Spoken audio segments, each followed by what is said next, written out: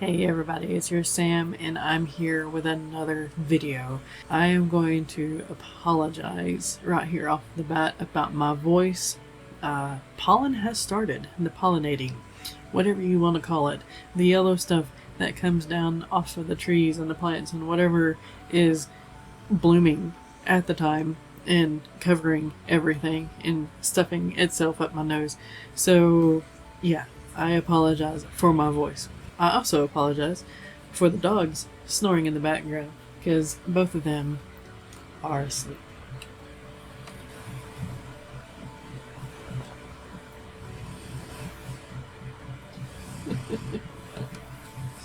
Well, they were asleep.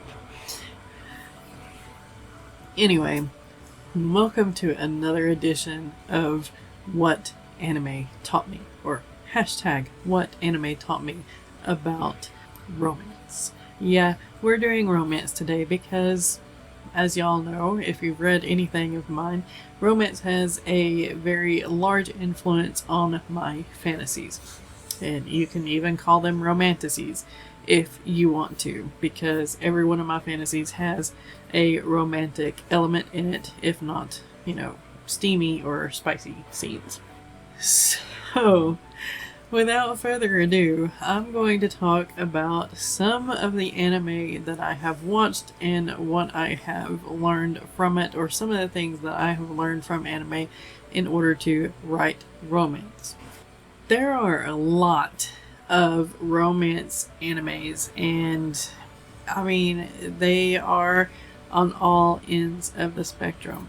You have gay or lesbian, you have some that are kind of on the spectrum, you have some that are enemies to lovers, you have some that are friends to lovers, you have others that are just like, what the heck happened? You have arranged marriages, you have people who are just kind of thrown together.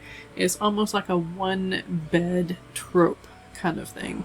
I would have to say that some of my favorites are going to be Maid Sama, My Happy Marriage, Say I Love You, Nana is probably going to be in there, and Horimiya. It's one of my latest favorites. So what has watching all of these romantic animes taught me? One, it's okay to write tropes. I think that's I think that is the main thing that anime has taught me about writing, is it's okay to put in tropes. And it's okay to have tropes in your work as long as you put your own spin on it, as long as you make them yours. A lot of my favorite tropes is enemies to lovers, or that, like Maid Sama, for example. That one that fell in love with the other that is absolutely clueless. And she's clueless. Or Horimiya. They are both kind of clueless, but they do get together very early on and they try to manage this relationship and figure out their relationship kind of thing. Kaguya, Love is War. They're not necessarily clueless. They just want to try to make the other one profess their love first. A kind of cluelessness, or a character that is completely oblivious to their own charm or their own lovability, is one of my favorite tropes, and I have put that in a couple of my works, and it will probably be in several more. And one of mine that I know for a fact is going to have that in it is my major vampire, werewolf, supernatural epic that Mists, the makeover institution supplementing the supernatural that I have over on Kindle Vella, link it down below, is a part of. It's kind of a side story of. And the main character is briefly mentioned in it. The main character of the epic, I should say. The main character of the epic is briefly mentioned in Mists. But you kind of get a feel of it because Raven is somewhat like the main character of the epic, even though she doesn't really want to admit it. Number 2, what anime taught me about writing romance is that inner thoughts are entertaining. Not only are they entertaining, but they're educational. You learn more about the character and everything like that. And a lot of romantic anime has the inner thoughts of the characters, and you can see the struggle. You can laugh at the actual thought processes of these characters, or you can just be completely heartbroken, like in My Happy Marriage, about some of the inner thought processes, especially of the main character. She is just so broken and torn down that you just want to reach through the screen and hug her. The inner thought processes in romantic animes let me know that it is okay to have these characters have the inner thoughts and put them down on the page for the reader to witness and to enjoy, because it gives insight, like any inner thought process, but it gives enjoyment too. Like, take for instance Ouran High School Host Club. Oh my gosh, the thought processes and the comedy and everything, it's just chef's kiss. But you wouldn't really have that without the inner thoughts or even the facial expressions of the anime characters in that anime. What anime taught me about writing romance? Number 3. So I mentioned Ouran High School Host Club. I'm also going to mention Hakuoke. These are almost like the little rom-com games or the little romantic games that you can download, mostly on the Switch, but some are on the phone too. Hakuoke even has a game, and yeah, you can make your romance like a game. Like, the reader almost has a choice of where the character is going with their feelings and emotions and whatnot.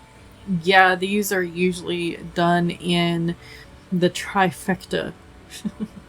You know, the girl or guy or whatever chooses between two others. The triangle that sometimes I really hate. I really do, because I always feel like there is one that is just shafted and not given the right amount of attention or something like that.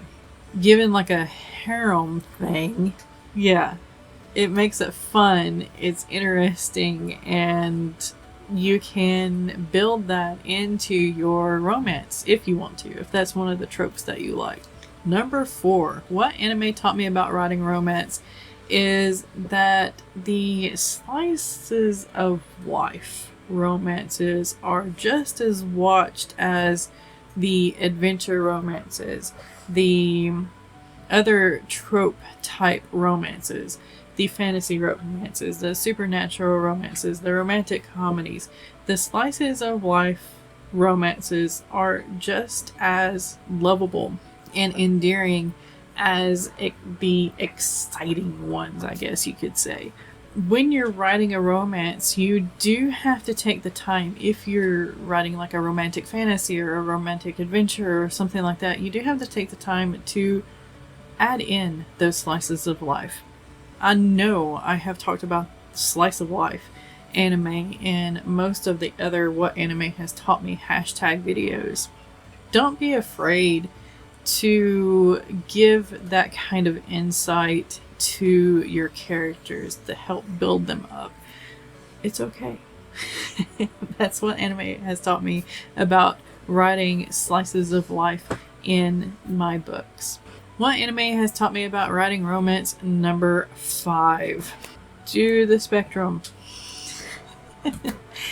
Add in those things that you are scared to explore or that you want to explore. or that you enjoy, and run with it. No matter if it's dark, no matter if it's male on male love, no matter if it is a dark character coming in contact with bubblegum, or if it's enemies to lovers, or if it's just someone being saved from a bad situation and they fall in love with that hero.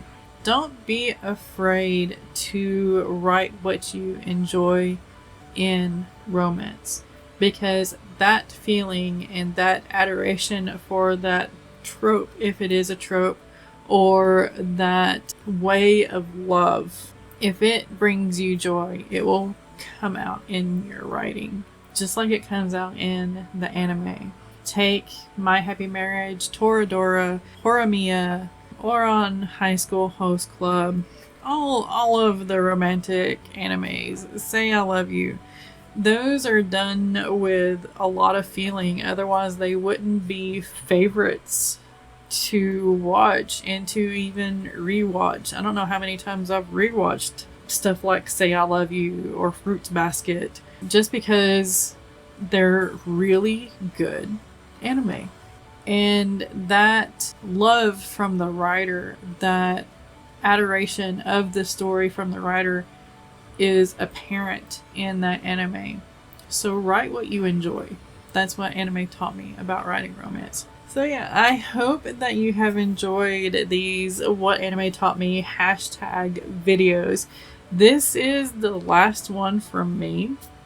I'm going to have Jenna's channel linked down below, and the playlist for the other hashtag What Anime Taught Me videos as well. We are going to do a Q&A session / get together kind of thing in March, so keep your eye out for that. Thank you for watching again. If you haven't already, make sure to subscribe and make sure to like this video. It warms my little black heart.